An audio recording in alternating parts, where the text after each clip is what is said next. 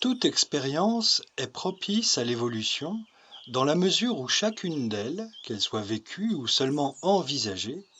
devient soit un repère, soit un anti-repère à partir duquel la conscience gagnera toujours plus en maturité, et ce afin de pouvoir réaliser des choix éclairés toujours plus favorables à son propre épanouissement. Un épanouissement avant tout individuel, générant et nourrissant alors inévitablement un épanouissement général, naturellement harmonieux. Au regard de ce qui est ainsi attendu,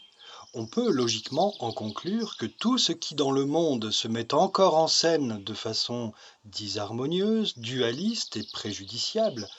relève d'une immaturité malheureusement bien persistante. Visiblement, les anti-repères accumulés tout au long de l'histoire humaine ne semblent pas encore avoir été suffisants, ni suffisamment instructifs pour que la majorité en vienne enfin à se diriger prioritairement et responsablement vers la quête de son essence véritable, ainsi que vers une manière saine d'envisager par elle-même son rapport à l'expérience de l'incarnation terrestre. Tout semble en effet indiquer que cette majorité persiste plutôt à stagner dans une dynamique circulaire induite, au ras des pâquerettes, c'est-à-dire dans une dynamique primaire de survie dans la convoitise, la défiance et le paraître, qui la pousse finalement à s'éloigner toujours plus de l'harmonie du vivant, jusqu'à nier ce dernier, et même à le mépriser, au point d'en venir à se renier elle-même, dans la déchéance de sa propre sacralité de nature divine, puisque l'ensemble de la création dont elle fait elle-même partie est absolument divin et sacré. Bien entendu, cette involution est en grande partie due à la disparité des états de conscience dont j'ai déjà pu parler. Ajoutons à cela que cette involution générale est intentionnellement maintenue par des meneurs qui ont tout intérêt à phagocyter toute entreprise émancipatrice afin de garder le pouvoir dans un jeu qui leur est favorable depuis longtemps. Mais bon, fort heureusement, malgré tout, le printemps de la conscience ne cesse de faire discrètement son œuvre, et l'on constate partout les signes d'un bourgeonnement plus que prometteur. Et plus ça va, plus on ressent non seulement que les schémas recyclés de l'ancien monde s'épuisent et perdent en persuasion, mais surtout qu'un profond ras-le-bol collectif, encore contenu, faute de véritable vision commune clairement définie, ne cesse de grandir de plus en plus rapidement. Un grand ras-le-bol donc, certainement parce que l'humanité en vient au point où elle n'en peut plus d'avoir si largement fait le tour des anti-repères, du non-sens et de l'indignité.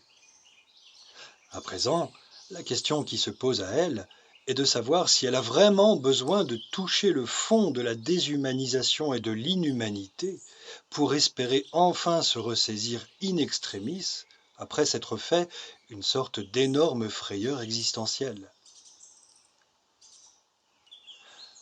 Combien de temps pourra-t-on encore continuer de chercher à sauver les apparences en ne cédant qu'à la facilité d'une responsabilité de surface surjouée? Combien de temps pourra-t-on encore adhérer au jeu de dupes qui laisse finalement tout le monde perdant, les meneurs inclus, avant de décider de focaliser toute son attention sur l'unique et véritable boussole guidant harmonieusement le monde, cette précieuse et décisive boussole qui n'est nulle part ailleurs que dans son cœur, tout au fond de soi. C'est ce fond-là qu'il est plus que jamais urgent de toucher du doigt, car nous n'avons plus tellement le temps de tourner autour du pot désormais. Et plutôt que de reprocher au monde de glisser chaque jour un peu plus sur la pente de sa perdition,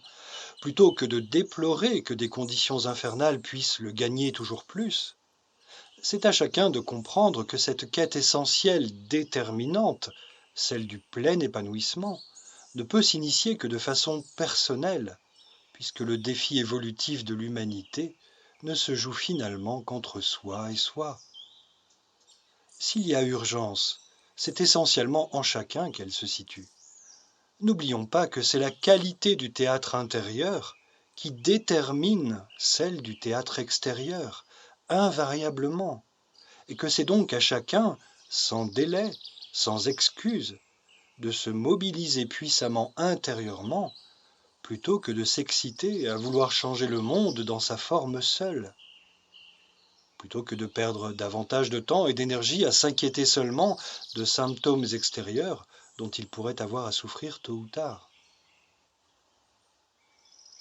Il n'y a même pas à chercher à faire entendre raison à qui que ce soit, puisque cette manière de procéder ne peut inévitablement se faire que sous la contrainte, voire sous la terreur, ce qui n'est absolument pas constructif. Le but est de pouvoir donner le choix et l'envie de participer activement au changement, en faisant comprendre que c'est a fortiori son propre théâtre intérieur additionné à tous les autres qui finira par produire un résultat général merveilleux, certainement au-delà de toute attente. Le passage collectif d'un paradigme à un autre, en l'occurrence le passage d'un état de séparation et de dualité à celui d'une maturité dans l'unité retrouvée, ne peut en aucun cas être un projet collectif, mais seulement la résultante collective d'une dynamique engagée en chacun, dans un élan vibratoire général que chacun se sera réapproprié après l'avoir capté, d'abord intuitivement, puisque c'est principalement par le cœur que la résonance se fait. C'est exactement ce qui est déjà en train de se produire et qui gagne en nombre et en intensité. Soyons bien conscients que cet élan vibratoire général, absolument vital, qui est ni plus ni moins initié par la Terre elle-même, est le seul fédérateur ainsi que le seul véritable meneur de l'humanité en définitive.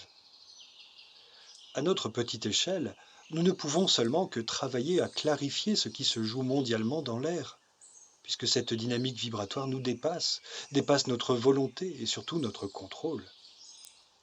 Nous ne pouvons que travailler à mieux percevoir cette dynamique pour pouvoir mieux la suivre, en veillant à favoriser le changement d'état qui opère en nous. Et donc, pour que cette dynamique puisse être vécue de la façon la plus enthousiasmante et la plus légère possible par tous, nous ne pouvons que transmettre du mieux possible la compréhension de la nature de cet élan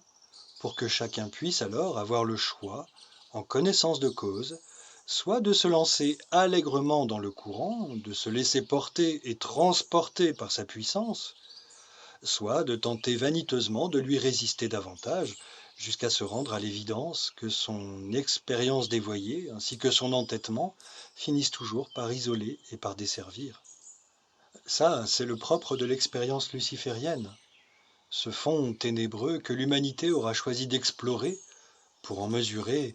les cuisantes limites.